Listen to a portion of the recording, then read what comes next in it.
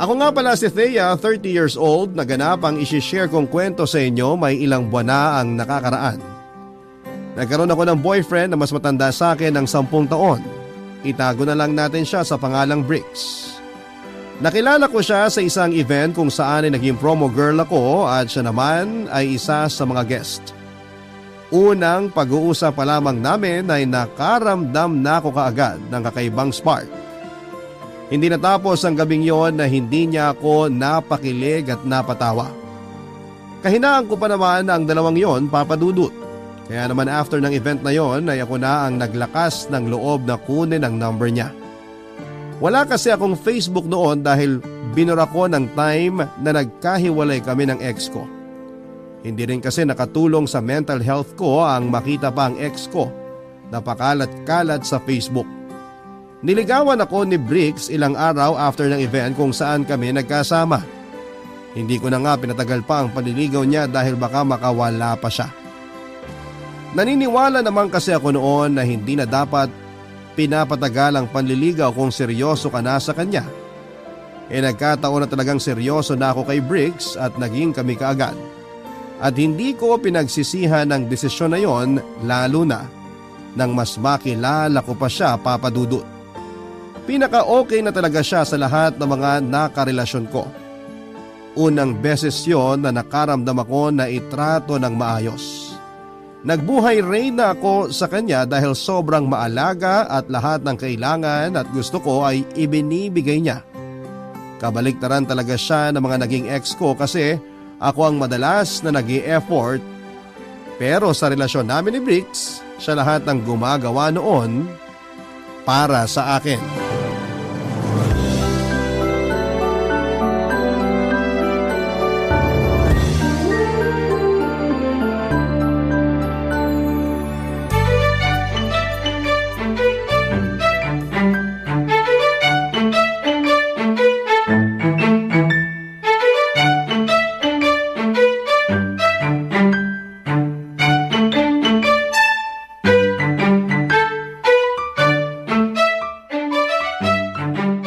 Sorry, hindi ko kaagad nasagot yung tawag mo. Nakaidlip kasi ako sa sopa.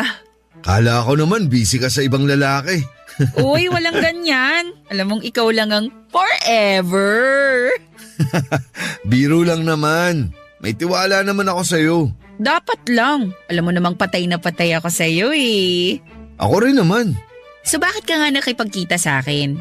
Miss mo na ako agad? Ang clingy ha. Kahit naman kasama kita parang namimiss pa rin kita. Ewan ko, iba ang tama ako sa'yo eh. Di na kailangan mambola ha, nakuha mo na ako eh. Kuhang-kuha na. Kahit naman sa akin ka na, kailangan ko pa rin ipaalala sa'yo na mahal kita. Huwag kang ang ganyan. Baka buntising kita eh. Ako talaga ang mabubuntis? Bakit ka nga andito? Dali na habang hindi pa nauubos yung kilig ko. Diba sabi mo gusto mo ng asong corgi? Oo, pangarap ko yung asong yun. Ibabalita ko lang sa'yo na nakabili na ako. Seryoso ka ba? Nasaan? Nasa bulsa ko. Bulsa? Ano yan, keychain lang? Joke. Nasa kaibigan ko pa. Bukas ko pa kukunin. Ay hala, seryoso ka talaga? Kumuha ka talaga? Mukha ba ako nagbibiro? Ang aga mo naman akong sinorpresa, bukas ko pa pala makukuha. Na-excite ako eh. Kailangan ko na agad ibalita sa'yo. Pwede naman kasi bukas, ikaw talaga? O baka ginamit ko lang talagang excuse yung aso para makita kita ngayon. Napupuno na naman ako ng kilig sa katawan ha. Umaapaw na ba? Tumatagas na. Yung corgi muna ang baby natin ha. Kahit wala pang corgi, ikaw na muna ang baby ko. Ako naman ang umaapaw sa kilig ngayon. Huwag kang competitive, mas umaapaw ang kilig ko kaysa sa'yo. Ang swerte ko talaga sa'yo. Kaya ang sarap mag-effort kasi ang sarap mong mahalin lagi. Ako nga tong swerte sa'yo eh. Huwag kang competitive. Gaya-gaya ng linya. I love you. I love you too. Na-excite na tuloy ako sa corgi. Nakakaselos naman. Mas na-excite ka pa ata sa aso kaysa sa akin eh. Sana all aso. Ito naman pati aso pagseselosan. Alam mo namang ikaw lang ang number 1 na aso sa buhay ko eh. Oo, aso talaga ako.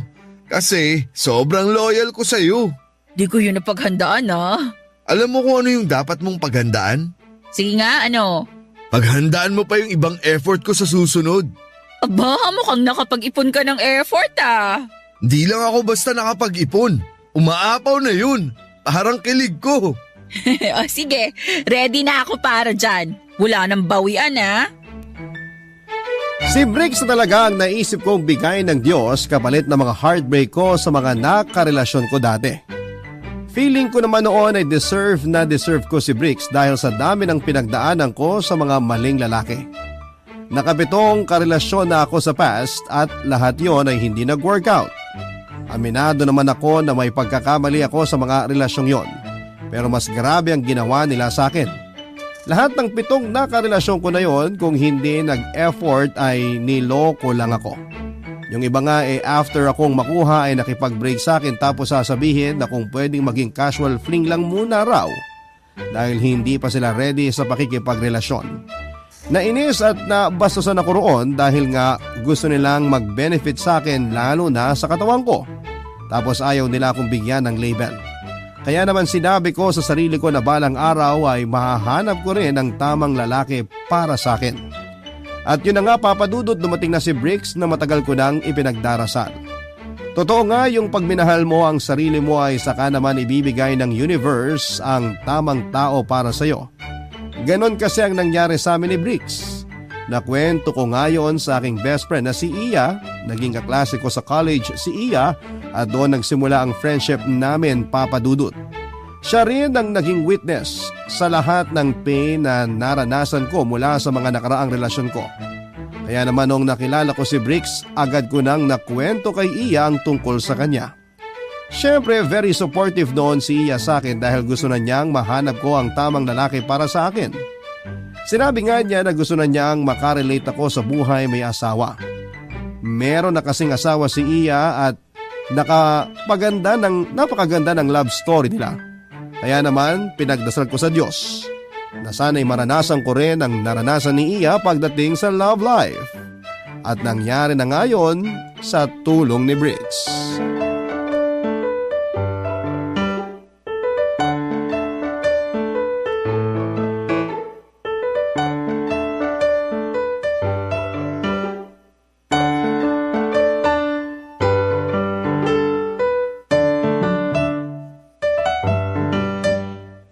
Nasa labas ka pa lang ng bahay, ramdam ko na yung kilig mo ha? In love, yarn? Mula EDSA hanggang dito sa bahay mo sa Antipolo yung kilig ko, girl. Naniniwala naman ako. Briggs yung pangalan ng new guy, no? Sa sinend mong picture, infer, ang gwapo. New and last guy na for me. Wow, ganun ka ka-sure sa kanya? Ay nako kung alam mo lang. Parang ngayon pa lang kita narinig na naging sure sa isang lalaki ah. Paano naman ako magiging sure dati? Di naman din sila sure sa akin. It's a tie lang. Tama naman. Iba kasi talaga tong si Briggs. Naku, kung alam mo lang talaga. Kailan mo ba siya papakilala sa akin para makilatis ko na? Saka na pag hindi na siya busy. Busy saan? Sa pangbababae? Ay, wag mo akong pinag-overthink. Umiiwas na ako dyan. Magandang impluensya naman pala talaga yung si Briggs sa'yo. Siya lang pala ang makakatanggal ng pag-overthink mo eh. Gusto kong magbago para sa kanya. Ay, true love na yan, girl! Oo rin. Alam mo bang binilan niya ako ng corgi? Aso ba yun? Hindi, peanut butter siya. Ito nakakainis! Oo nga, aso. Di ba mahal yun? Oo, kaya nga nagulat talaga ako na binilhan niya ako. Nagkwento lang ako isang beses na pangarap kong magkaroon ng corgi. Tapos bumili siya agad? Agad-agad. Nako, kaya mo bang sustentuhan yung pangangailangan ng aso na yon? High maintenance yung mga may breed na aso, ha? Alam ko naman, saka si Briggs naman na magpo-provide ng pagkain at pang-vet ng aso. Wow, parang legit na padre de pamilya, ha? Anak niyo na yon? Parang gano'n na nga, pang-testing namin kung pwede kaming maging magulang. Siya pwede na maging tatay. Ikaw, medyo konting effort pa. Grabe ka naman! Joke lang! Ready ka na ba sa ganong buhay? Yung maging asawa at nanay? Mula nung nakilala ko si Bricks, oo. Iba talaga ang Thea ngayon. Sobrang in love. Totoo kaya, ayoko nang pakawalan pa si Bricks dahil siya ang perfect guy for me. Ay, sana kahit tumagal kayo hindi siya magbago. Kahit magkabilbil ka o maging losyang, mahal ka pa rin. Dapat lang. Yung kahit magkaroon kayo ng maraming anak, dapat mahal at priority ka pa rin. Iya? Okay ka lang? Sorry, medyo may pinagdadaanan lang kasi kami ng asawa ko. Bago ata yan ah. Kailan pa? Matagal na. Hindi ko lang sinasabi kasi nahihiya ako. Paano puro ako post sa Facebook na masaya kami pero sa totoo lang, puro kami problema ngayon. Hindi ko na alam kung magtatagal pa kami ng 1 taon. Ano ba yan? Sana hindi muna ako nagkwento sa'yo tungkol sa relasyon ko. Napasama ko pa ata ang loob mo eh. Girl, sana maayos nyo pa yan. Sayang ang 10 years na relasyon ninyo. Ayos lang, ano ka ba? Masaya nga ako para sa'yo kasi finally nahanap mo na yung perfect guy for you. Sana lang talaga hindi siya magbago at maging consistent yung pagmamahal niya sa'yo kahit na marami nang nagbago sa'yo. I'm sorry, Thea. Nasira ako patuloy yung moment mo. Niyakap ko si Eya dahil sa nalaman ko, Papa Dudut. Naramdaman ko ang lungkot sa kanya habang magkayakap kami. Nakilala niya noong college kami ang napangasawa niya, sila pa nga ang inidolo ko pagdating sa relasyon dahil sobrang ma-effort yung guy para kay Eya. Minsan nga habang nasa trabaho kami ay nagpadala ng maraming rosas at chocolates yung asawa ni Eya sa kanya. Take note lang po, ordinary day lang po yon pero akala mo ay may okasyon nang nagpasabog ng effort si Guy. Ayaw ko na lang i-mention ang pangalan ng asawa ni Eya dahil naiinis ako sa kanya.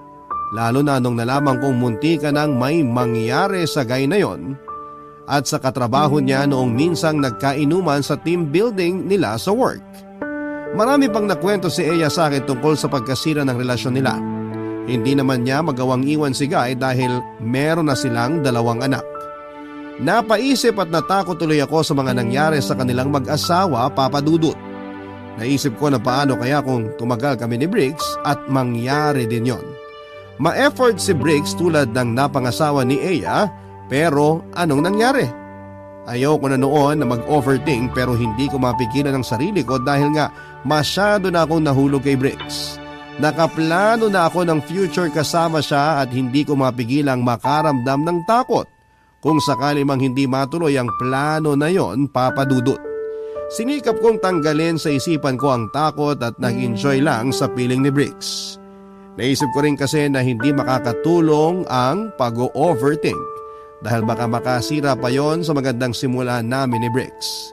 Kaya naman nagtiwala na lamang ako sa kanya at sa plano ni Lord para sa amin. Sinurrender ko na noon sa kapalaran kung magiging kami forever o matutulad lamang kami sa mga nawasak na relasyon. Pero lihim sa puso ko ang panalangin noon na sana ay hindi na matapos ang magandang simula namin ni Briggs noon, Papa Dudut. Barangay Love Stories. Barangay Love Stories. Sa paglipas pa ng mga buwan ay nabawasan ang pangamba ko na baka mauwi lang kami sa wala ni Briggs. Nagpatuloy kasi siya sa pagiging consistent sa akin. Kaya wala akong ibang oras para magduda pa, Papa Dudut. Nag-effort na rin ako magtiwala para hindi ko maisip na mauuwi lang muli sa walang relasyon na meron kami. Sunuklian ko lahat ng mga ginagawa niya para sa akin para hindi naman siya mag-isip na di worth ang mga effort na ibinibigay niya sa akin. Lahat ay ginawa ko para sa kanya na hindi ko inakalang magagawa ko.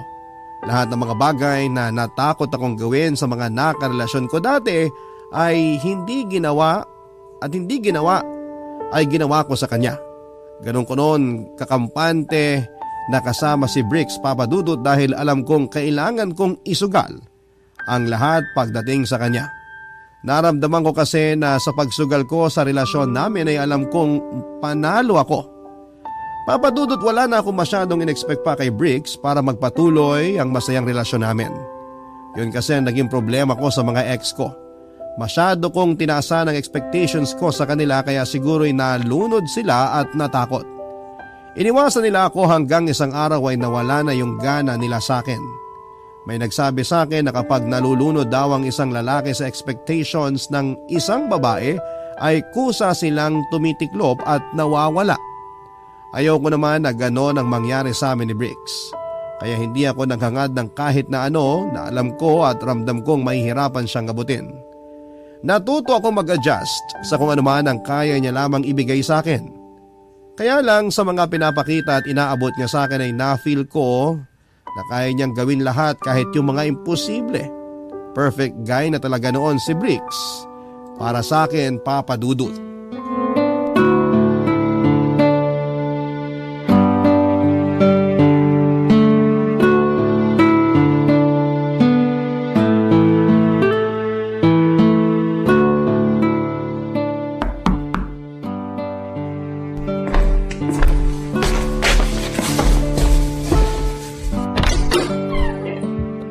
Bricks, anong ginagawa mo dito?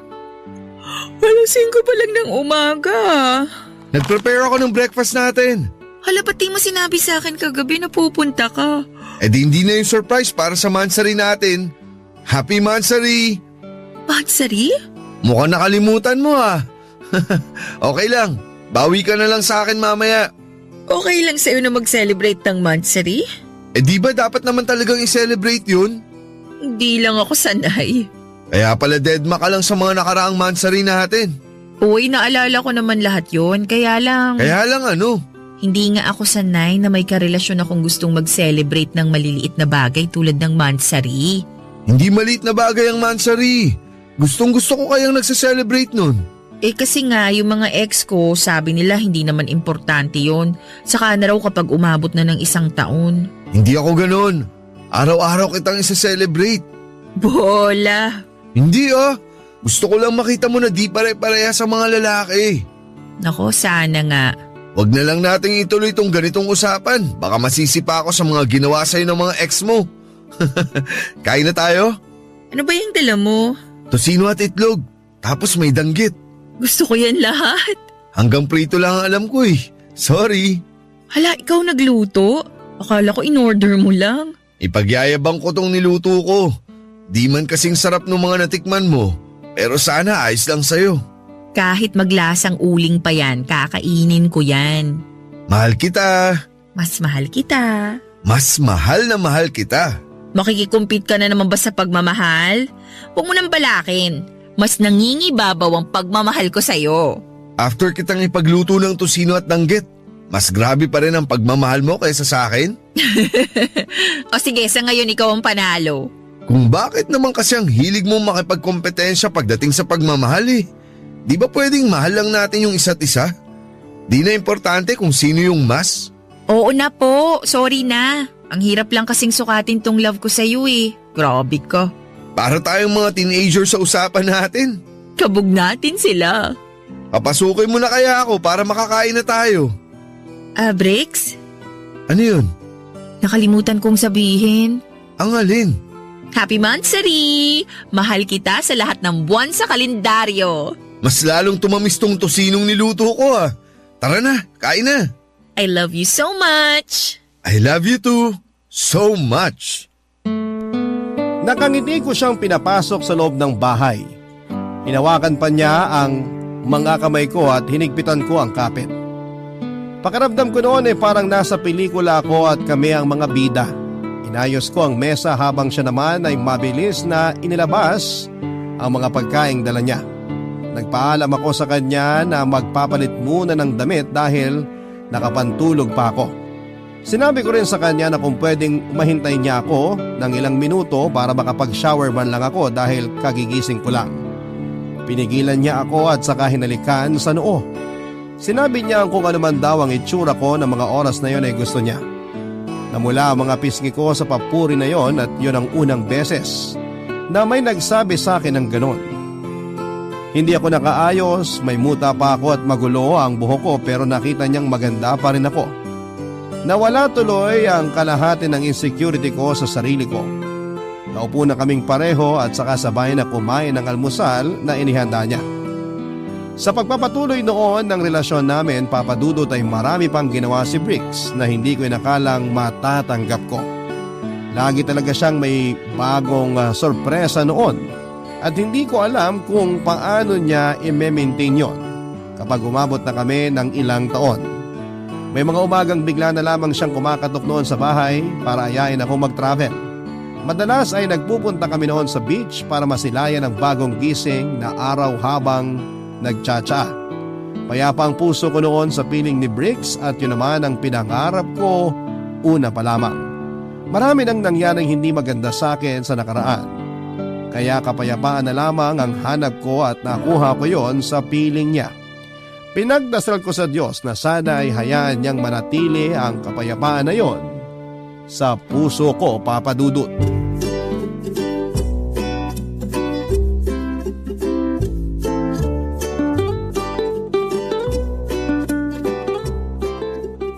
Grabe lang. Bakit? Malapit na pala tayong mag-isang taon. Wow, nagbibilang na siya. Kahit segundo sinasama ko sa bilang. Ako, alam mo kung ano yung binibilang ko? Ano? Yung bawat dasal na natupad sa akin mula nung nakilala kita. Wag kang ganyan, naiiyak ako. Totoo nga. Ako rin na. Alam mo bang halos di na ako nagdadasal dati? Napagod na kasi ako Paano ba naman kasi lagi na lang walang natutupad sa mga dasal ko. Pero ngayon, meron na. Ikaw? Kinilig ako ron Akala ko hindi na pakikinggan mga dasal ko. Akala ko sobrang busy na ng tadhana sa ibang tao kaya medyo nakalimutan na ako. Nagkaroon lang pala ng delay bago ka dumating sa buhay ko. Sabi nga nila, di ba? Delays are not denials. Ngayon ko lang yan naintindihan talaga. Kasi English? Che! Nagmamadali kasi ako noon. Nagmamadali ako na makahanap ng true love. Kasi pagod na akong napupunta lagi sa maling tao. Puro na lang trial and error. Nakakasawa na. Tapos ngayon? Ngayon, andito ka na. Naiintindihan ko na kung bakit kinailangan kong maghintay kasi niluluto pa ng Diyos yung perfect love story para sa akin. Ang tamis naman! Mas tumamis ang buhay ko mula nang dumating ka. Diabetic na nga ata ako Ang alam ko, next week pa ang mansari natin pero gusto ko na sanang ibigay to sa'yo ngayon. Di na ako makapaghintay. Seryoso ba? Ikaw kasi, ang sweet ng mga sinabi mo. Di ko tuloy mapigilang ma-inlove sa'yo lalo. Nagsabi lang ako ng nararamdaman ko. At thank you, kasi ngayon lang ako nagkaroon ng karelasyon na very vocal sa nararamdaman niya. At ngayon lang ako nagkaroon ng karelasyon na kayang patunayan sa akin na hindi lahat ng lalaki sasaktan lang ako. Thea? Ikaw ang pinakamagandang nangyari sa akin ngayong taon.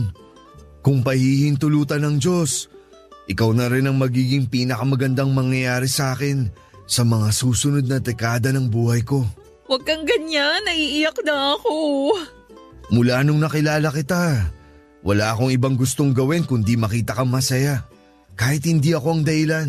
Ikaw ang dahilan ko sa bawat saya na meron ako ngayon. Kaya nga pinag-ipunan kong bilhin tong ibibigay ko sa'yo ngayon. Dahil alam ko karapat dapat ka para dito. Ito na ba yun? Thea, mahal kita. At sana hanggang sa pagtulog ay alam mo yun. Wala akong ibang gustong gawin kundi ang makasama kang tumawa sa mga bagay na nagpapasaya sa'yo. Nandito ako lagi. I love you. I love you too. Kaya inaabot ko sa itong pulang maliit na kahon. Buksan mo. Ikaw na para makita mo. Akin na nga. Ang tagal kong hinintay to. Buksan mo na. Ikaw? Mahal yan. Binili ko pa sa Singapore yan. O sige na, isukat mo na. Isang pares ng hikaw ang inabot ni Brick sa akin na nakalagay sa maliit na pulang kahon. Inakala kong singsing yon at aayain na niya akong ikasal.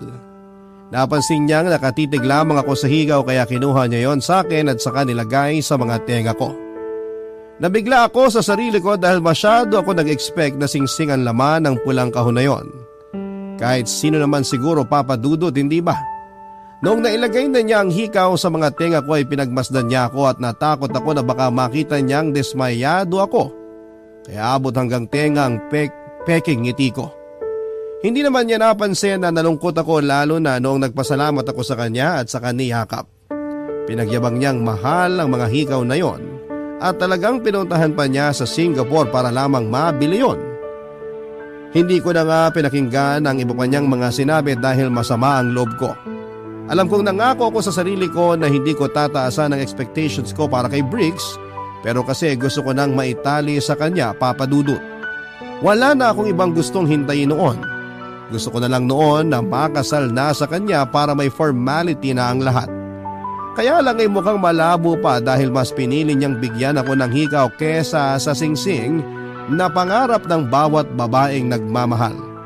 Pagkatapos noon ay nag-aya na akong umuwi dahil baka hindi ko na makayanan pang maitago sa kanya ang pagkadismaya ko. Nagtaka rin siya kung bakit ako nag-ayang umuwi kaagad, usually ako naman yung gustong magstay pa ng mas matagal kapag kasama siya.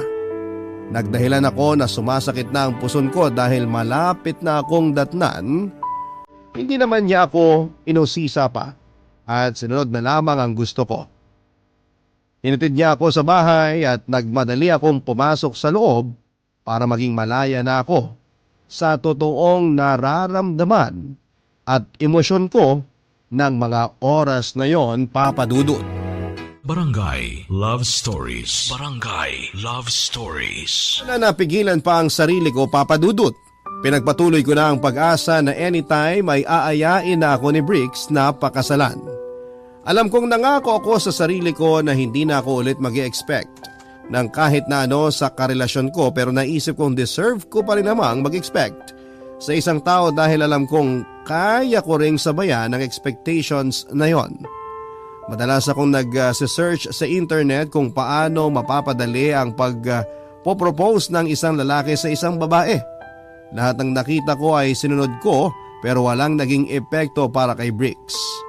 Naubusan ako ng pasensya lalo na kapag nagpaparinig na ako pero madalas ay deadma pa rin siya. Sinubukan kong kalmahin ang sarili ko kapag walang napupuntahan ang mga parinig ko dahil ayokong mag-away kaming dalawa.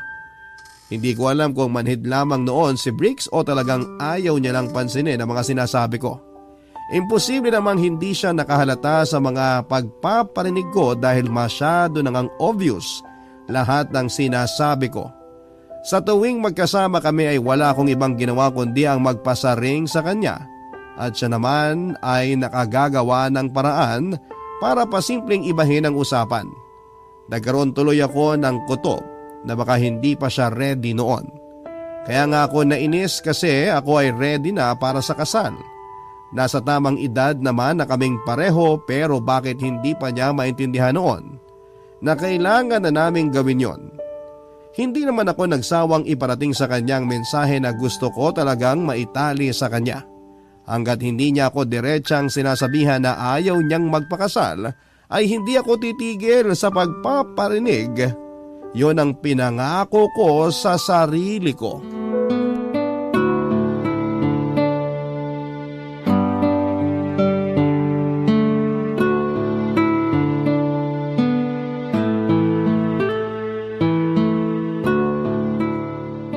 Nabusog ba kita sa spicy adobo ko? Sobra! Ang sarap! Pinakamasarap na adobong natikman ko. Masasarapan ko pa ang mga luto ko kapag mag-asawa na tayo. Paabot naman ng tubig, please. Narinig mo ba yung sinabi ko? Oo naman. Ay, gatas na lang pala. Ano? Gatas na lang yung iabot mo sa akin. Huwag na yung tubig. Mas nakakatanggal ng anghang ang gatas eh. Alam mo ba yon? Oo, nasabi mo na yan sa akin last week. Alam mo bang mahilig ako sa gatas?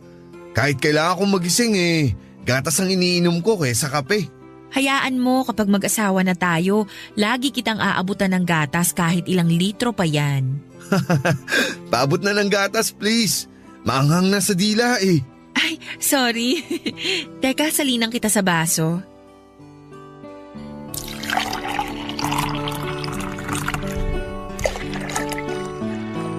Oh, heto na. Thank you ah. Masyado akong maalaga, no? Oo, the best ka sa pag-aalaga. Ganyan talaga yung mga babaeng nasa 30 na. Ha? Nasa tamang edad na kasi kami para mag-alaga at mag-asawa. Wala naman sa edad yan. Yung pag-aasawa? Yung pag-aalaga. Ako nga 12 anyos pa lang ako pero ako na yung nag-aalaga dati sa first girlfriend ko. Mantakin mo yun? 12 pa lang ako Nagkaroon na ako agad ng girlfriend. Ikaw ba? Ilang taon ka nung una ka nagkaroon ng boyfriend? 15 years old ako noon. Nakakamiss yung puppy love, no? Oo, pero mas gusto ko yung ganitong klaseng love. Yung parang sa atin, hinog na at pwede nang pitasin. Parang mangga lang napipitasin? O sige, i-ready mo na ang alamang at kakainin na natin ang manggang yan. Ang ibig kong sabihin, hinog na kasi yung relasyon natin. Parang mangga. Parang pwede nang mag-settle down, ganun. Paabot naman ako ng tissue. Hindi mo pa ba nakikitang hinog na ang relasyon natin? Ang mature nga ng relasyon natin kaya ako gusto. Ang sarap ng ganitong relasyon. Sana walang magbago. Pwede pa rin namang magbago. Pwedeng mapunta sa, alam mo na. Alam mo nga Yung may altar, may pare. Para tayong nagpipinoy henyo nito Tao ba to? Pwede. Masaya ba to? Oo. Tayo ba to? Oo. Alamang? Ito naman nakakainis Joke lang. Ikaw naman masyadong mainit ang ulo mo lately Napansin mo pala. Bakit naman di ko mapapansin? Pag mahal mo ang isang tao, napapansin mo lahat sa kanya. Ah, talaga? Bakit hindi mo mapansin kung ano yung gusto kong tumbukin sa mga sinasabi ko sa'yo? Thea, Bakit? paabot nga ulit ng gatas. Maanghang pa rin Gusto ko nang sakalin noon si Bricks dahil parang nananadya siyang hindi pansinin ang mga sinasabi ko. Kahit nga siguro bata maintindihan ang nais kong puntuhin noon. Bumigat tuloy ang nararamdaman ko dahil parang hindi naman ako gustong pakasalan ni Bricks. Kaya lang ayokong madala ang mood na yon na posibleng makasira sa magandang relasyon namin. Kaya naisip ko na baka humahanap lang ng tiyempo si Bricks. Baka nakaredy na siyang mag-propose pero gagawin lang niya yon kapag hindi ako nag-e-expect masyado. Sensitive din kaya si Bricks kaya alam ko noon na nakakahalata na siya sa mga sinasabi ko. Pero pinili lang niyang deadmahin para siguro ay masurpresa ako. Bigla akong kinilig sa naisip kong yon. Kaya naman nabuhayan ako ng loob. Hindi na muna ako magpaparinig at hinihintay ko na lamang na sumapit ang araw ng pagpo-propose niya sa akin. Kaya lang ay lumagpas na ang 1 taon ang relasyon namin pero wala pa rin siyang ginawa. Kaya naman nagbalik na ako sa pagpaparinig para naman ma-realize niyang gusto ko na talagang magpakasal. Hindi kasi kaya ng mga babae ang diretsang magsabi ng nararamdaman namin kaya madalas ay puro lamang kami parinig. Hindi ko pinalipas ang 1 buong araw nang hindi nagpaparinig kay Bricks tungkol sa usapang kasal. Yun nga lang ay ganun pa rin ang reaksyon na nakukuha ko sa kanya noon. Madalas ay puro change topic ang nangyayari sa amin at hindi naman kaya ay tatawa na lamang siya para matapos na noon ang usapan tungkol doon. Nahiya lang talaga akong diretsahin siya dahil gusto kong manggaling sa kanya mismo ang proposal, Papa Dudut. Yun nga lang ay talagang nainip na ako at kakambal ng pagkainip na yon ang inis. Nahalata sa akin yon ni Bricks, Papa Dudut.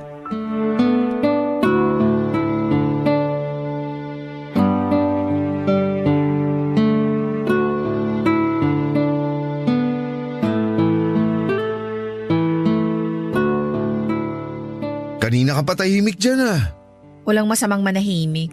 Toyo ba yan? Hindi. Kailangan ba kitang lambingin? Kailangan kong huwag kang umiwas sa mga sinasabi ko. Umiwas? Bama ang maangang ka pa talaga. Hindi ko mag-gets, sorry. Okay, diretsahan na ha. Bakit ka ba umiiwas pag usapang kasal na? Hala? Tignan mo na. Ay, okay, sige, sasagot na ako. Sorry kung umiiwas ako. Kasi ayaw mo akong pakasalan?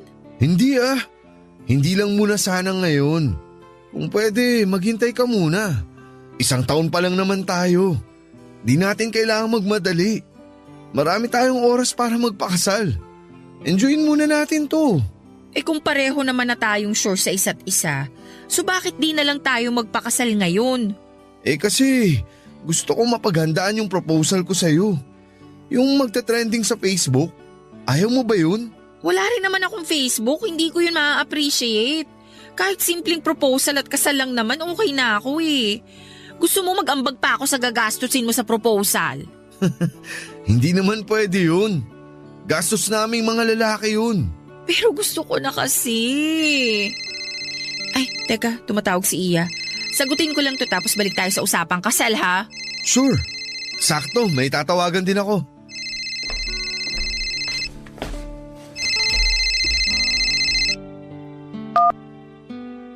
Hello, Iya.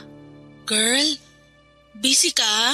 Kasama ko si Brix eh. May importante kaming pinag-uusapan. Okay lang ba tawagan kita mamaya? Pwede bang lumayo ka muna sa kanya bago ko sabihin tong babalita ko sa'yo? Kinakabahan ako ah. Ano ba yan? Girl, alam mo bang may asawa pa si Brix? Ano? Okay, mukhang hindi mo pa alam. Mukha bang alam ko? Mukha bang papayag akong maging kabit? Teka, huwag kang magalit sa akin. Hindi naman ako nanloko sa'yo. Paano mo nasabing may asawa na siya? Nanood kami ni Habi ng championship game ng basketball. Tapos nahuli sa fancam si na Brix at ang asawa niyang Tisay. Tisay ang asawa niya? Maganda? Hindi na importante kung maganda yung asawa. Ang importante rito, nalaman mong may asawa yung Brix na manloloko na yan. Baka naman kapatid niya o pinsan. May magkapatid bang naghahalikan? Sa pisngi o noo? Sa labi! Baka naman... Huwag mo nang ipagtanggol. Gusto mo i-send ko sa'yo yung video ngayon para makita mo eh. Pasend sa email ko. Tawagan kita ulit. Bye.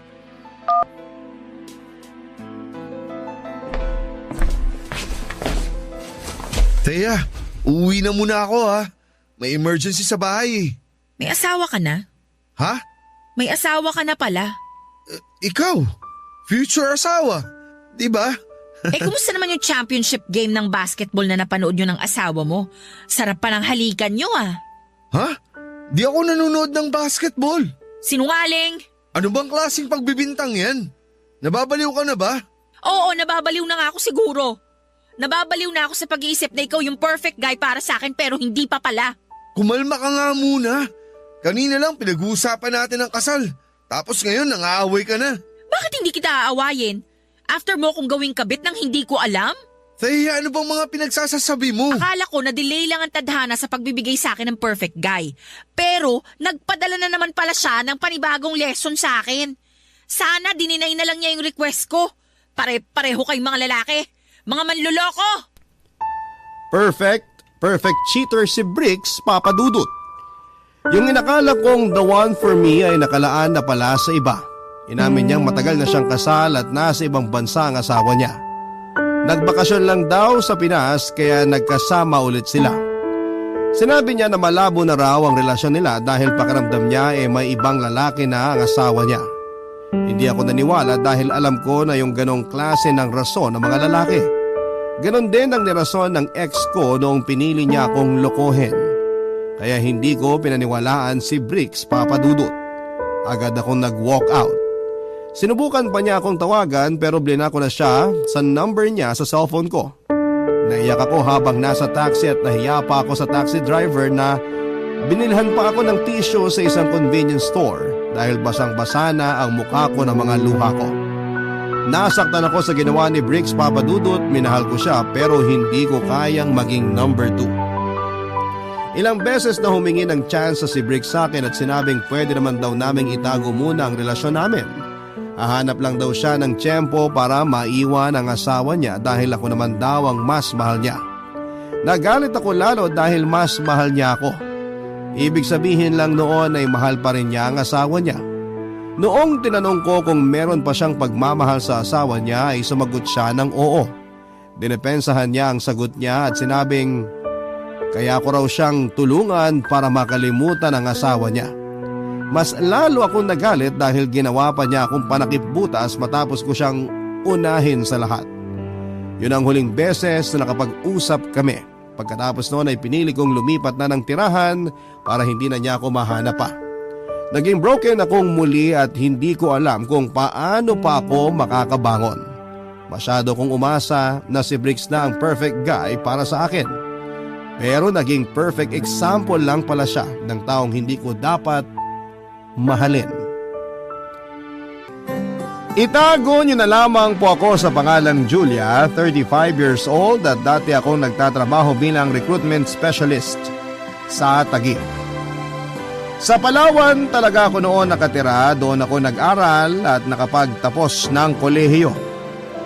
Ilang taon din akong nagtrabaho doon at meron akong long-time boyfriend si Gerald. College pa lamang kami nang maging boyfriend ko siya at marami kaming mga naging plano.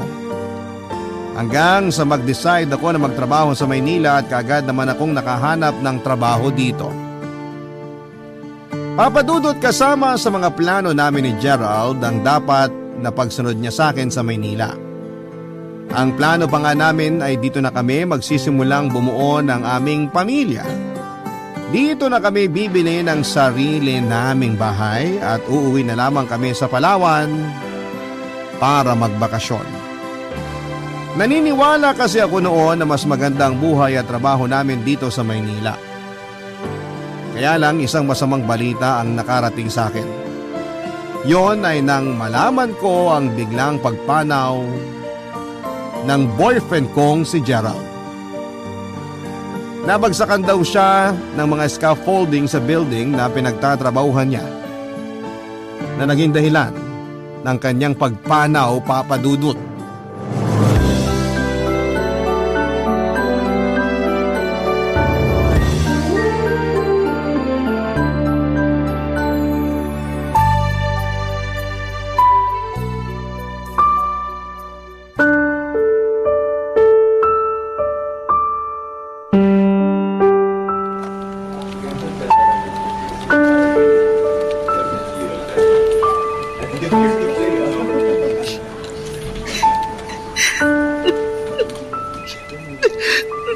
Julia, mabuti naabutan kita dito sa station mo ngayong lunch break. Ano ba naman kasi tong presentation na ginawa mo para sa meeting natin? Pinasa mo ba talaga to? Bakit ang daming typo? Tapos hindi malinaw ang nilagay mong explanation sa mga topic na i-discuss dito. Paano to maiintindihan ng client natin sa meeting? Pasensya na po, Ma'am Kat.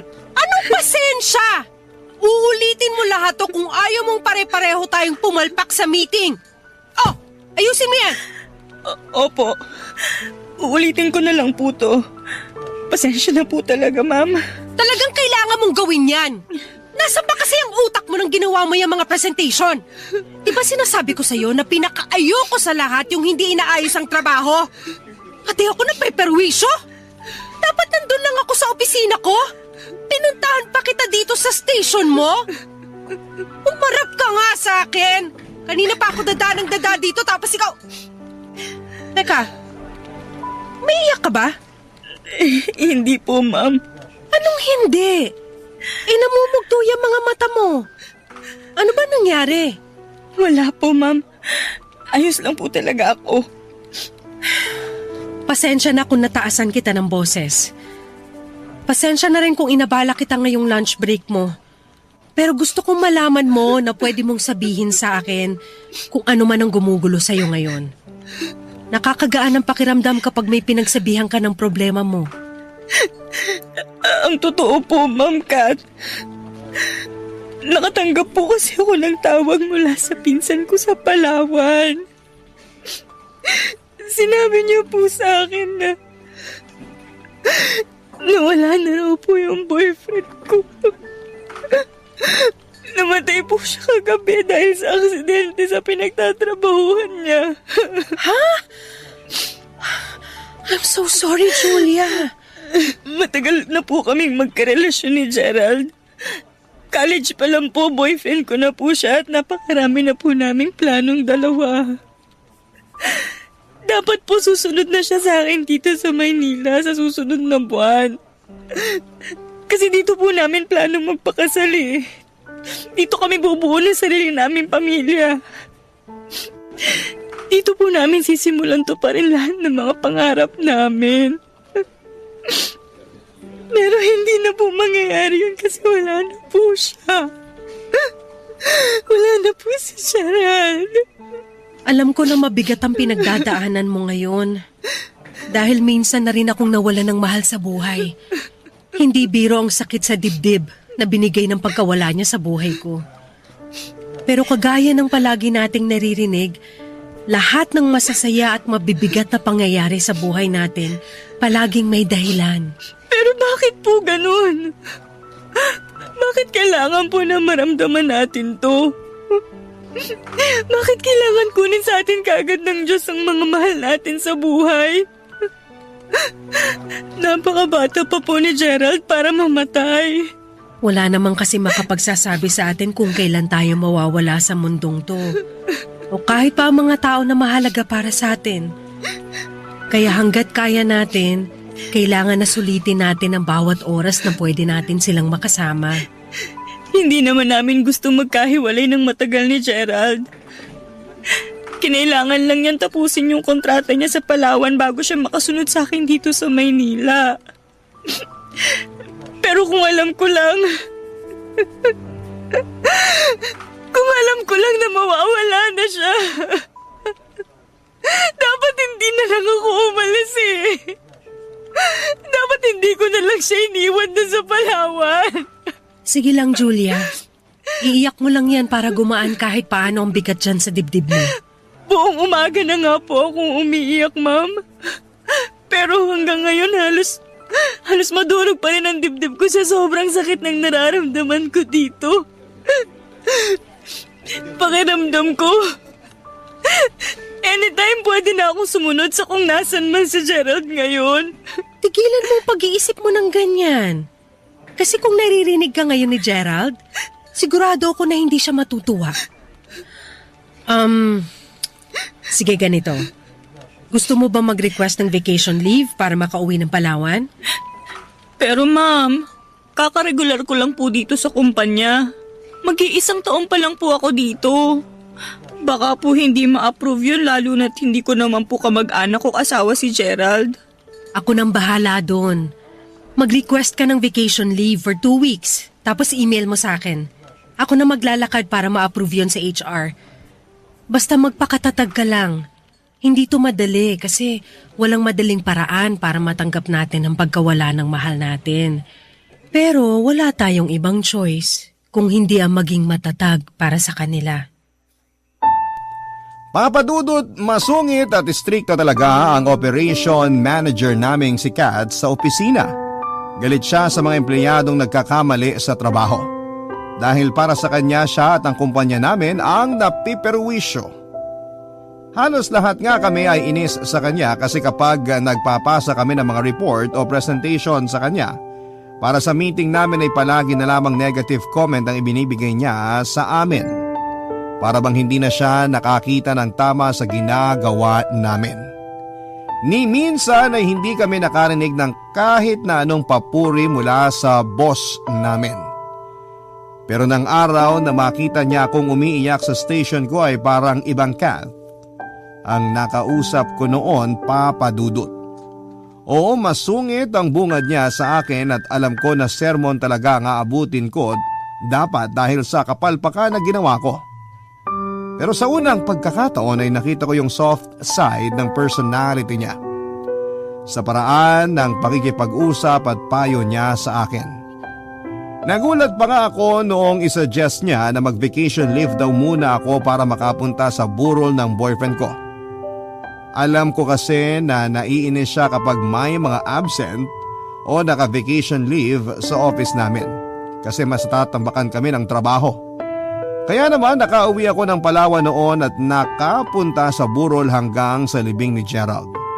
At nang bumalik ako sa trabaho mas naging maayos na ang pakikitungo sa akin ni Kath at may mga oras din na sabay kaming nagla-lunch o nagkakape sa break time. Marami rin kaming napagkwentuhan tungkol sa buhay at lumipas pa ang mga linggo at buwan. Nagsimula na kaming maging malapit sa isa't isa, papadudot.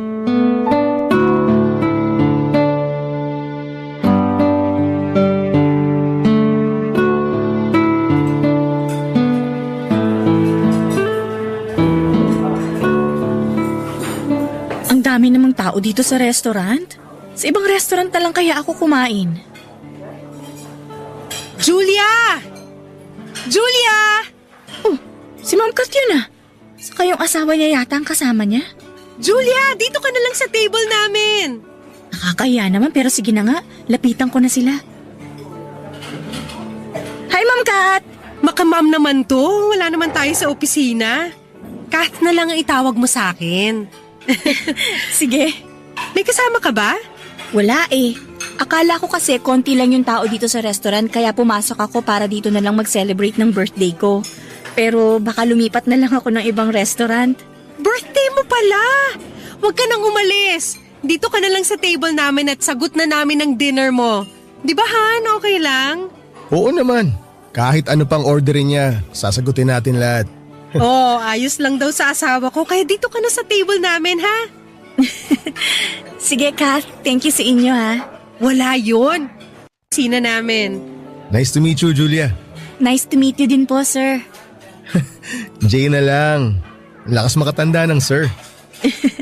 Okay, sige. Bakit pala hindi ka nag-request ng birthday leave para nakauwi ka ng Palawan? Para nakapag-celebrate ka ron kasama ang family mo. Konti pa lang kasi yung leave credits ko kaya hindi ko muna ginamit. Tsaka mas gusto ko na ma-convert yun sa cash para may dagdag sa sweldo ko pagdating ng December. Malaki rin kasi ang magagastos ko pag umuwi ako ng Palawan. Sa bagay, mas gusto ko rin naman magtrabaho na lang sa opisina kaysa mamasyal kasi dagdag gastos pa yun. Pero masaya rin naman mamasyal, lalo na kapag kasama mo yung taong mahal mo. Siyempre naman Han, tama ka dyan. Naku, yung general manager natin sa opisina tumatawag. Sabado ngayon ah. Bakit tumatawag siya kahit wala tayong pasok sa opisina? Malamang tungkol na naman to sa trabaho. Sasagutin ko lang to, babalik ka agad ako. Julia, pumili ka na ng pagkain dyan sa menu. Han, lalabas lang muna ako ha kasi mahina ang signal dito sa loob ng restaurant. Balik ako agad. Okay. Grabe si Kat, napaka-workaholic. Kahit rest day, nagtatrabaho pa rin. Nako, mas workaholic pa yan sa workaholic. Kulang na nga lang, dalhin na niya yung buong bahay namin sa mismong opisina niyo eh. Ayos ka lang? Oo naman, ayos lang ako. Bakit mo na itanong? Para kasing ang lalim ng buntong hininga mo. Ang lalim ng hugot. Napansin mo pala.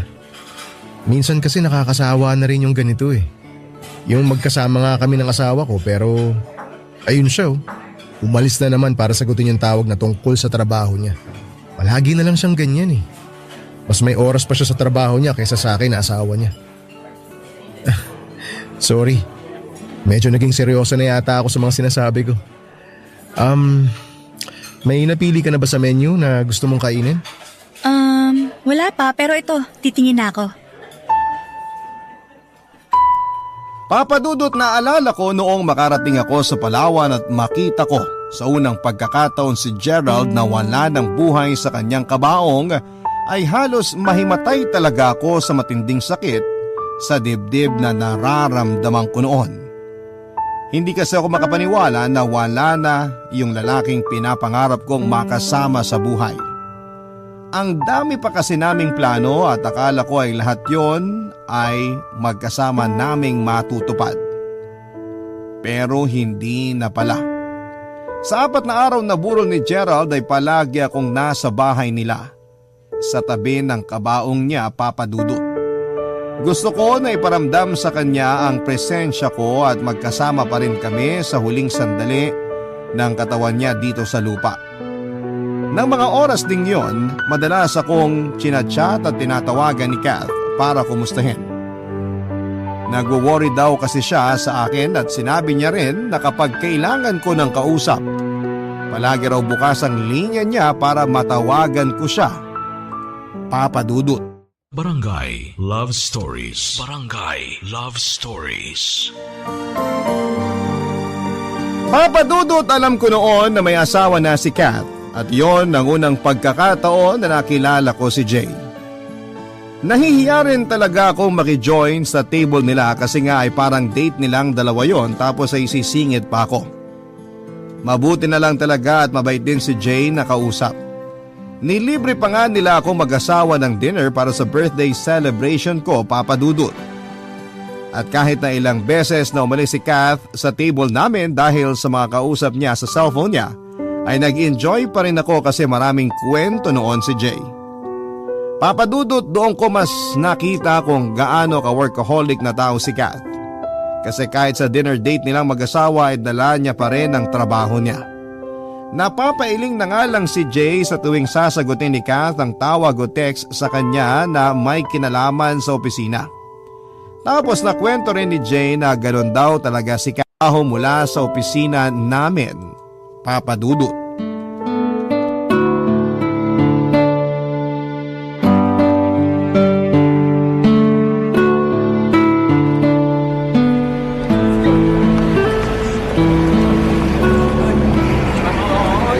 Grabe, kanina pa ako dito sa waiting shed pero wala man lang tumitigil sa mga taxi na pinapara ko. Julia! Oh, Jay! Tiga, sakay ka na. Sabay na kita. Atid na kita sa inyo. Naku, hindi na. Okay lang ako. Thank you. Di ka na. Inatid ka na namin dati ni Kat sa apartment mo. Kaya alam ko na hindi yon out of the way sa bahay namin. Rush hour na ngayon.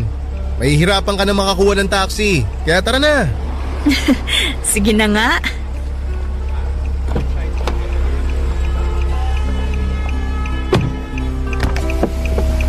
May gusto ko bang music? Ayos lang kahit wala. Mas gusto ko nga yung tahimik eh. Ah, okay. Ayaw mo pala ng maingay. Sige, hindi na lang ako magsasalita. Parang sirato. Siyempre, ayoko rin namang mapanisan ng laway kung pareho tayong tatahimik sa buong biyahe. Sa bagay, tama ka dyan. Baka pag uwi ni Kat galing Singapore, hindi na niya ako i-kiss kasi bad breath na ako. Ewan ko sa'yo. Pero ang galing talaga ni Kat, no? Matalino na, masipag pa sa trabaho. Kaya siya yung palaging pinapadala ng mga client namin sa ibang bansa para mag-train ng supervisor sa bagong account namin dun. Kasi malaki ang tiwala sa kanya ng mga boss namin. At sa sobrang galing nga niya sa trabaho niyo, nakakalimutan niya na may asawa pa siya na nag-i-exist sa buhay niya. Hindi naman ganun yun, Jay. Ginagawa lang naman niya yun para sa future niyong dalawa. Hindi yan ang dahilan niya, Julia, kung bakit siya nagpapakasubsob sa trabaho. Kasi alam ko na ginagawa yun ni Kath para hindi niya maalala yung tungkol sa anak namin. Anak? Oo. Hindi ba naikwento ni Kath na nagkaroon kami ng anak? Hindi. Wala siyang kahit na anong nababanggit tungkol dun. Nagkaroon kami ng anak pero nawala rin siya kagad sa amin. Pinagbuntis siya ni Kath. At 8 months na yung baby sa tiyan niya nung makunan siya. Na-imagine mo yun? 1 buwan na lang. Maririnig na namin yung iyak ng baby namin pero hindi nangyari. Kasi kinuha agad siya sa amin ng langit. Sobrang na-depress yung asawa ko noon nung malibing yung anak namin. Muntik na nga rin siyang ma-ospital eh. Pero pagkalipas ng ilang buwan, nakita ko na lang na unti-unting bumabalik sa dati si Kath. Bumalik siya sa trabaho, nagtrabaho, hanggang sa ayun. Ginawa niya ng mundo ang pagtatrabaho. At ginawa niya yun para makamove on sa pagkawala ng anak niyo? Oo, ganun na nga. Nakakalungkot lang kasi dapat dalawa kaming sabay na nagmo-move on eh. Dapat nagtutulungan kami na makausad. Kaya lang, nagkaroon siya ng sarili niyang paraan para makapag-move on siya. Hindi niya napansin na naiwan na ako mag-isa na pilit kinakain at tanggapin na wala na yung baby namin. Pero ayos na rin yun. Kesa nakikita ko siya na kagaya ng dati na sobrang nahihirapan. Sorry, napakwento ka patuloy ng tungkol sa anak niyo. Okay lang. Kasi alam ko naman na kailangan kong gawin to eh. Gusto ko nga mag-thank you sa'yo eh. Mag-thank you sa akin? Para saan? Sa pakikinig mo sa akin. Ang tagal ko na rin kasing gustong pag-usapan ng tungkol sa bagay na to pero syempre, hindi pwedeng sikat ang kausapin ko. Kasi nga, ayokong bumalik siya sa dating siya na hindi makabangon mula sa pagkakalubog niya sa matinding kalungkutan. Ang tagal kong sinulo tong kirot na to sa dibdib ko. Pero ngayon na nakausap na kita, kahit paano, gumaan ang lahat. Kaya, salamat talaga. Salamat sa pakikinig mo sa akin, Julia. Papadudot, ramdam ko ang lungkot sa tono ng boses ni Jay habang nagkukwento siya ng tungkol sa relasyon nilang mag-asawa. Naramdaman ko na naging kampante na rin siya noon sa akin, kaya naman nakwento niya na matagal na rin siyang may tampo kay Kath. Hindi niya raw maramdaman ang presensya nito bilang asawa. Yun pala yung binanggit ni Kath noon na nawala na mahal niya sa buhay. Akala ko'y kamag-anak niya lamang pero anak pala niya mismo, anak nila ng asawa niya. Papadudod, sinabi ni Jane na naiintindihan niya naman na nasaktan si Kath ng sobra sa pagkawala ng baby nila. At pakiramdam niya sa trabaho binuhos ni Kath ang oras para hindi maalala ang masakit na pangyayaring yon. Kaya nga lang, papadudot, kasabay noon ay parang nakalimutan na rin daw ni Kath na may Jay pang nag-i-exist sa buhay nito. Na pareho silang mag-asawa na nawala ng anak. Pero naiwan siyang nakabitin pa rin sa ere dahil hirap sa pagtanggap na wala na ang anak nila. Hindi niya lang pinapakita kay Kath para hindi ito maapektuhan. Ramdam ko na medyo naluluha na siya noon habang nagsasalita, papadudot. Kaya naman niyaya ko na rin siyang magkape nang may makita kong coffee shop na madadaanan namin. Yon ang simula ng pagiging magkaibigan namin ni Jay, papadudot. May mga oras na tinatawagan niya ako kapag weekend para itanong kung gusto ko raw ba na kumain sa labas o magkape. Nainip raw kasi siya sa bahay, tapos naka-rest day overtime pa si Kath, kaya wala raw siyang kasama.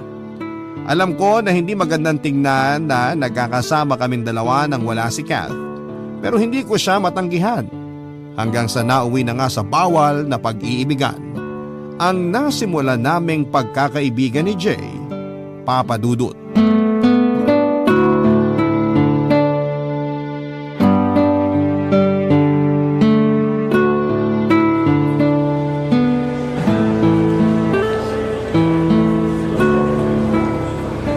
Sorry, ngayon lang ako nakatawag sa'yo. Ang dami kasi namin ginagawa dito sa opisina eh. Ayos lang. Naiintindihan ko kasi kapag ganitong oras alam ko na busy kayo sa trabaho. Kumain ka na ba? Eto, kaka-lunch break ko lang. Nang makabili ako ng pagkain ko, tinawagan agad kita kasi gusto kong marinig boses mo eh. Bakit naman? Siyempre, para ganahan akong kumain. Kailan pa naging panghimagas ang boses ko? Alam mo naman kasi na marinig ko lang ang boses mo, pwede na akong hindi kumain ng isang buong araw eh. Parang ewan to. Nagsasabi lang ako ng totoo. Ay, teka, tapos ka na bang kumain? Baka mamaya na, abala ko lunch break mo ha. Tapos na akong kumain, be. Ako nga to nakakastorbo kasi kaka-lunch break mo lang. Kahit kailan, hindi ka naging abala sa akin. Kung pwede nga lang, ikaw na maging pagkain ko. Sira. Kumain ka na nga dyan kasi pabalik na rin ako mamaya sa office namin. Inuubos ko lang tong juice ko. O sige, tawagan na lang kita ulit mamaya. I love you, be. I love you too. Bye. Ay, ito talagang beko. Napaka-sweet. Julia, pwede ba tayo mag-usap? Ay, sorry kung nagulat kita. Gusto lang kasi kita makausap. Okay lang ba? Ha? Okay lang, Kat. Hindi pa naman tapos ang lunch break ko. Upo ka. Salamat. Tungkol saan ba yung gusto mong pag-usapan natin? Tungkol sa asawa ko. Ayos ka lang? Oo. Ano kasi, matamis pala masyado tong juice kaya bigla na lang akong nasamid. Ano ba yung gusto mong pag-usapan natin tungkol kay Jay? Ano kasi, pakiramdam ko, may ibang babae na yung asawa ko. Baka ano lang, baka pakiramdam mo lang yun, pero baka hindi naman talaga. Iba na kasi siya eh. Paanong iba? Hindi na siya kagaya ng dati na palagi akong tinatawagan kapag lunch break niya. Tapos kapag magkasama kami sa bahay, hindi na kami masyado nag-uusap. Hindi niya na ako nilalambing. Palagi niya lang hawak yung cellphone niya, tsaka nakita ko na iba yung password ng cellphone niya. Hindi naman ako nakikialam sa mga gamit niya. May kailangan lang akong i-transfer na picture mula sa cellphone niya. Kaya kinuha ko yun habang nasa banyo siya. Tapos, yun nga. Hindi ko nabuksan kasi iba na ang password. Nung nakita niya ako na hawak yung cellphone niya, nainis siya tapos kinuha ulit sa akin yung cellphone niya. Baka naman, Ibang babae yung dahilan kung bakit nagbabagong ugali ng asawa ko. O sige, tatanungin kita. Nahuli mo na ba dati na may ibang babae ang si Jay? Hindi pa. May history na ba siya ng pagloloko sa relasyon nyo? Wala naman. Madalas ba kayo nag-aaway o nagsisigawan sa bahay nyo? Hindi, kasi hindi rin naman kami masyado nag-uusap sa bahay. Palagi kasi akong pagod sa trabaho kaya madalas nagpapahinga na lang ako. See? Walang dahilan para magloko ang asawa mo, Kat. Siguro, stress ka lang din kaya kung ano-anong napapansin mo kay Jay. Natatakot kasi ako. Natatakot ako na baka may ibang mahal na si Jay. Hindi ko kakayanin yun, Julia. Ayoko mawala sa akin ang asawa ko. Hindi mawawala sa'yo si Jay kasi mahal ka niya. At sigurado ako na hindi niya magagawang lokohin ka. Kaya relax ka lang. Magtiwala ka sa asawa mo. Magtiwala ka sa pagmamahal niya sa'yo. Papa Dudut, hindi ko kailanman naisip na pwede kong maging boyfriend si Jay at aaminin ko na attracted ako sa kanya noong unang beses pa lamang na nakilala ko siya. Kasi kahit halos 5 taon ang tanda niya sa akin, yung tipo talaga ng itsura niya ang type ko sa isang lalaki. Matangkad, maputi, maskulado at matangos ang ilong. Bonus pa na mabait siya at mapagmahal siyang asawa kay Kath. Kaya kapag niyayaya niya akong magkape na kaming dalawa lamang ay hindi ko siya matanggihan kasi nag-e-enjoy ako na kausap siya, Papa Dudut. Akala ko pa nga noong una ay naaawa lamang ako sa kanya sa sitwasyon niya bilang asawa ng boss ko, Papa Dudut. Kasi hindi niya deserve ang hindi bigyan ng oras ng babaeng mahal niya. Kaya hindi nagtagal ay unti-unti kong naramdaman na yung awa na yon ay nauwi na sa pagmamahal. Pero maniwala sana kayo na pilit kong pinigilan ang pagmamahal na yon. Dahil ayokong makagawa ng pagkakamali, Papa Dudut, at ayokong masakta ng boss ko na kaibigan ko na rin. Pero sadyang mahirap kalabanin ang sinisigaw ng puso, lalo na kapag tinamaan ito sa maling tao, Papa Dudut. Barangay Love Stories. Barangay Love Stories. Papa Dudut, kinabahan talaga ako nang bigla na lamang lumapit sa akin si Kath para kausapin ako. Ang akala ko ay alam niya ang tungkol sa relasyon namin ng asawa niya. Natakot ako na baka sampalin o bigla na lamang niya akong sabunutan noon, Papa Dudut. Baka bigla na lamang niyang gawin ang mga bagay na nakakahiya tulad ng pag-iiskandalo sa pinagtatrabahuhan namin. Pero hindi pala dahil iba ang pakay niya. Gusto niya lamang pala akong makausap tungkol sa mga kakaibang napapansin niya sa asawa niyang si Jay. Hindi rin talaga ako makatingin ng diretsyo noon sa mga mata ni Kath, Papa Dudut. Natatakot ako na baka mabasa niya sa mga mata ko na nagsisinungaling lamang ako. Ilang beses din akong nagkunwaring nauubo para lamang mabuo ulit ang boses ko. Medyo nababasag na kasi yon at nauutal pa ako. Ibinigay ko ang lahat ng kaya ko para magpanggap na walang alam tungkol sa bagay na kinukonsulta niya sa akin. Sinabi ko sa kanya na mabait ang asawa niya at alam ko na mahal siya nito. Kahit ang totoo, ako na ang bagong mahal ng asawa niya, Papa Dudut.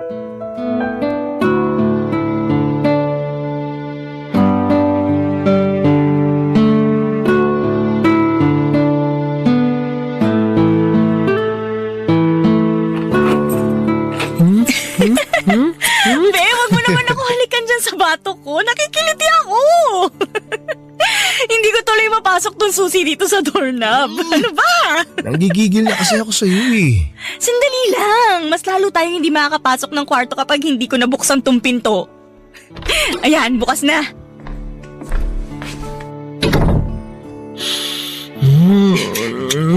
Teka, doon na tayo sa kama. Grabe. Baka mamaya pareho pa tayong gumulong dito sa sahig eh. Eh di sige, bubuhatin na lang kita. Ano ba yan, be? Nagulat naman ako sa pagbuhat mo sa akin. Gusto ko lang buhatin ang reyna ng buhay ko. Be, siguro naman ngayon, wala nang mga istorbo sa atin kasi kanina pa talaga kita gusto halikan ng matagal eh. Kaninang-kanina pa, nasa labas pa lang tayo ng kwarto natin. Kahit gaano pa katagal, be. Yan ang gusto ko sa'yo, Be. Ang bilis mo kausap eh. Pakis nga. Teka, cellphone ko nagre-ring. Kukunin ko lang sa bulsa na short ko. Mamaya na, Be. Pero baka kasi importante yung tawag na yun. Saglit lang, mabilis lang to. Si Kat tumatawag. Huwag ka maingay, be. Sasagutin ko lang, ha? Sige. Hello, Kat? Hi, Julia! Kumusta? Ayos naman. Bakit ka napatawag? Alam ko na pangalawang araw mo pa lang sa 1-week vacation leave mo. Pero gusto lang kitang kumustahin. Wala kasi ako makausap dito sa office ngayong lunch break kaya tinawagan kita. Sana hindi ako nakakaistorbo. Hindi ka nakakastorbo. Okay lang. Wala pa rin naman ako masyadong ganap dito sa beach. Nakahiga lang ako tsaka nagsiselfone sa kwarto. Bakit hindi kayo mag-swimming ng mga pinsan mo? Tinatamad pa sila eh. Mga tulog nga eh. Mamaya na lang daw ulit kapag palubog na yung araw. Sa bagay, mas masarap mag-swimming kapag hindi mataas ang sikat ng araw.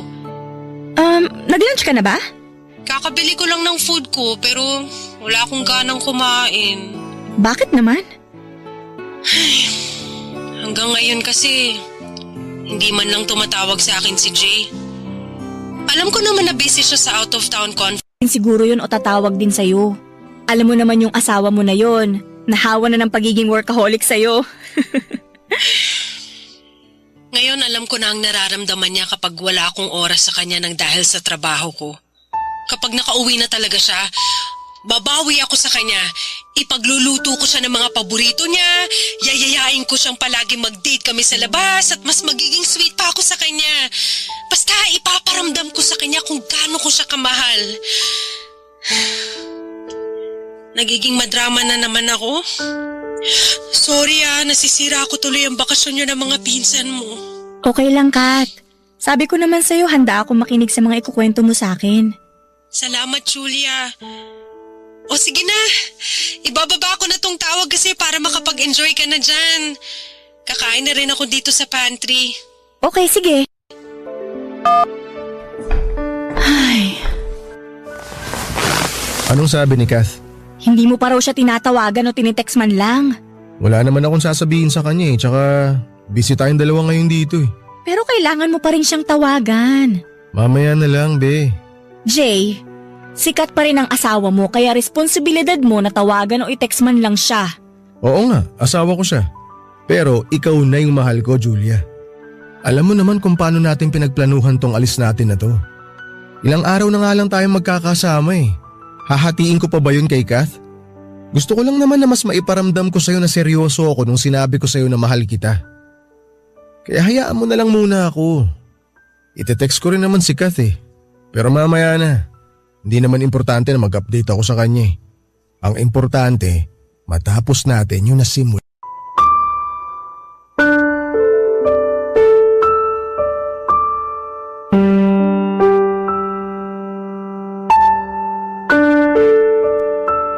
Papadudot, umabot na noon ng halos ilang buwan ang relasyon namin ni Jay. At mas lalo naman kaming naging malapit ni Kath sa isa't isa. Komportable siya na sinasama nila ako minsan ni Jay sa mga date nila lalo na at alam niya na mag-isa lamang ako sa Maynila. Pero ang hindi niya alam ay nagbabakasyon kami ni Jay ng kaming dalawa lamang. Kagaya na nga lamang noong mag-request ako ng vacation leave na kaagad na inapprove ni Kat. Dahil ang sabi ko ay mga pinsan ko ang kasama ko. Tapos nagpaalam naman si Jay sa asawa niya na may out of town conference siya. Halos 1 linggo kaming nagpakasarap na maamin ang lahat ng gusto namin bilang magkarelasyon. Yung maglakad na magka-holding hands, kumain sa restaurant nang hindi kinakabahan, at mag-kiss kahit pa may mga tao sa paligid. Mas naiparamdam ni Jay sa akin kung gaano niya ako kamahal. Kaya nga lang sa paglipas pa ng mga araw at linggo ay napapadalas ang paghingi sa akin ng payo ni Kath, Papa Dudut. Lumalakas daw kasi talaga yung pakiramdam niya na may ibang babae ang asawa niya. Madalas niyang nakikita si Jay na may chinachat at kapag lumapit na raw siya ay biglang papatayin ni Jay ang cellphone niya. At nakakaamoy raw siya ng pamilyar na pabangong pambabae sa mga damit ni Jay. Kaya naman nagpalit din talaga ako ng brand ng pabango noon. Pero nang minsang umiyak na sa akin ang konsensya ko, Papa Dudut. Hanggang sa mag-decide akong itama ng lahat ng maling ginagawa ko noon, Papa Dudut.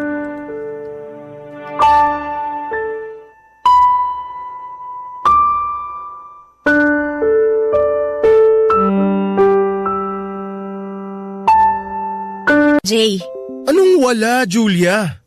Hindi ko maintindihan. Ano bang nangyayari sa'yo? hindi pa ba malinaw ang lahat? Anong ibig mong sabihin? Yung sinabi mo na gusto mo nang tapusin ang lahat sa ating dalawa? Oo. Pero bakit? Anong bakit? Kailangan ko ba talagang i-explain kung bakit? Siyempre, kailangan mo i-explain sa akin. Hindi naman kasi pwedeng sabihin mo na lang na break na tayo sa text lang eh. Na walang kahit na anong dahilan. Okay, fine. Gusto mo ng dahilan? Sige. May asawa ka, kasal ka, at boss ko lang naman ang asawa mo. O ngayon, sapat na bang dahilan yon o kulang pa? Mahal kita, Julia. Umalis ka na. Hindi ako aalis. Di mo ba ako narinig? Mahal kita. Hindi pa ba sapat na dahilan yon para ipagpatuloy natin yung relasyon nating dalawa? Jay, hindi mo ba talaga naiintindihan? Hindi na nga natin pwedeng ituloy to kasi may asawa ka na. Kahit mahal natin ang isa't isa? Oo, kasi mulat sa pulpa, mali na ang lahat sa ating dalawa. Kaya please lang, umalis ka na.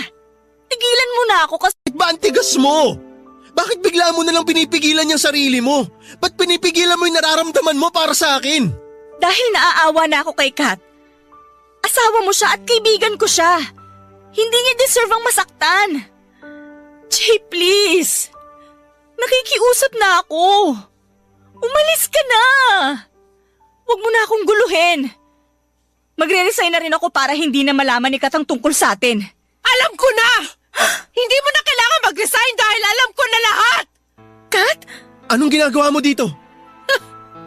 Ako pa talagang tinanong mo, Jay? Seryoso ka dyan? Pero sige, sasagutin ko ang tanong mo. May GPS lang naman ang kotse mo kaya na-locate ko kung nasan ka.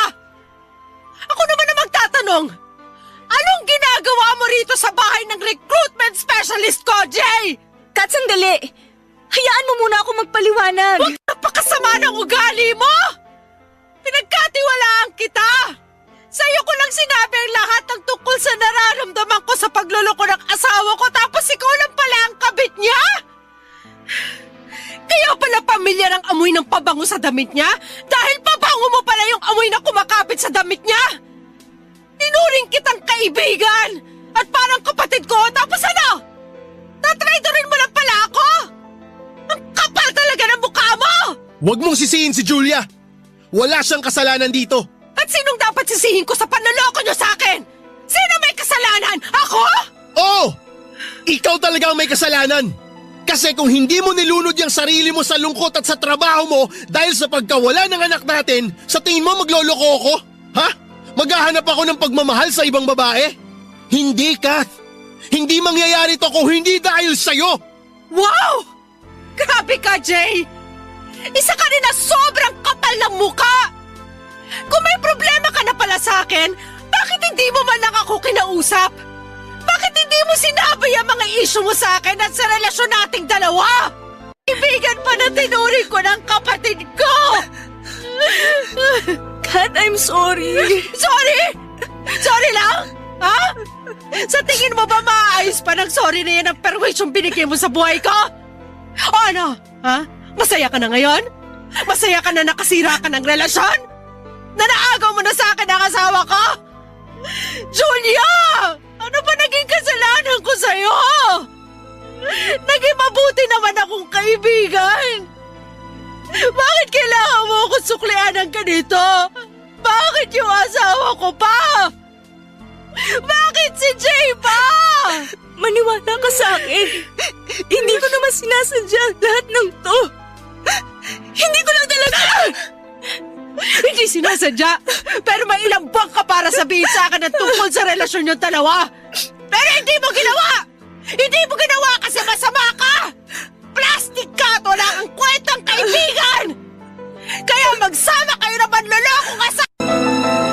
Papa Dudut, hindi talaga madali para sa akin ang ginawa kong pakikipaghiwalay kay Jay, pero naawa na talaga ako noon kay Kath. Lalo na at ako ang sinasabihan niya ng mga problema niya tungkol sa asawa niya. Umiiyak siya nang sabihin niyang nagsisisi na siyang pinabayaan niya ang relasyon nilang dalawa. Nasaktan lamang daw siya sa pagkawala ng anak nila, kaya naman sinubsob niya ang sarili niya sa pagtatrabaho. Pero hindi niya raw gusto na mawala ng oras sa asawa niya at hindi niya gustong mawala ang asawa niya sa kanya. Papa Dudut, tinanong din ako ni Kath noon kung may nakukwento raw ba si Jay sa akin na tungkol sa ibang babae. Alam niya raw kasi na close na rin kaming dalawa at syempre wala akong kahit na anong sinabi sa kanya. Nagpayo lang ako na baka mali lang ang hinala na ibinibigay niya kay Jay at sinabi ko na naniniwala akong maaayos pa nila ang relasyon nilang dalawa. Sinabi ni Kath na sana nga raw ay maayos pa talaga nila dahil hindi niya raw kakayanin na mawala si Jay sa kanya. Nawala na raw siya ng anak, kaya baka mamatay na raw siya kapag pati si Jay ay mawala sa kanya. Labis pa siyang nagpasalamat sa akin kasi palagi raw akong nakikinig sa mga problema niyang paulit-ulit lang naman daw. Sinabi niya rin na napakaswerte niya na nakilala niya ako dahil tinuring niya raw ako na parang tunay niyang kapatid. Doon ako tuluyang nilamon ang konsensya ko, Papa Dudut, kasi trinaydor ko hindi lamang ang boss ko, kung hindi ang tao na tinuturing ko na parang parte na ng buhay niya. Kaya naman kahit mahirap ay sinimulan ko nang iwasan si Jay, Papa Dudut. Umiyak ako sa apartment kapag hindi ko sinasagot ang tawag niya. Kapag nagsisinungaling ako na may lakad ako sa tuwing aayain niya ako na mag-date kami. At kapag pinaparamdam ko sa kanya na ayoko na. Hanggang sa mag-send ako ng isang text message sa kanya kung saan ay tinatapos ko na ang relasyon naming dalawa. Ayoko na kasi siyang makausap o makita pa, Papa Dudut. Kasi baka bumigay lamang ako at makipagbalikan pa sa kanya. Siguro right timing na rin yung pagdating ni Kath noon at yung nalaman niya na ang babaeng umaagaw sa atensyon at pagmamahal ng asawa niya ay ako. Oo, nasaktan ako ni Kath emotionally and physically. Pero alam ko na deserve ko yon at kulang pa nga para sa mga nagawa kong kasalanan sa kanya. Kaya naman kinabukasan din ay kaagad na ako nag-file ng immediate resignation. Hindi na ako naglakas pa ng loob na kausapin si Kath at tuluyan ko na ring pinutol ang anumang komunikasyon namin ni Jay. Tama na yung minsang nagkamali ako at sapat na yung mga oras na pinagsaluhan namin para sa kasalanang nagawa namin. Papadudot na lamang ko mula sa dati kong kaopisina na muling nagkaayos sina Jay at si Kath. Ngayon na halos 4 na taon na ang nakakaraan mula nang mangyari ang lahat ng ito ay nakita ko sa Facebook nila na may 2 na silang anak. Nakakatuwa lang na naging maayos pa rin ang relasyon nila sa bandang huli. Naka-move on na rin ako at totoong masaya ako para sa kanila. Minsan kasi ang paraan para mas mabilis kang makapag-move on ay yung tanggapin ang lahat ng pagkakamali mo. Pati na yung katotohanan na kailanman ay hindi ka magiging masaya sa piling ng tao na alam mong hindi naman para sa'yo.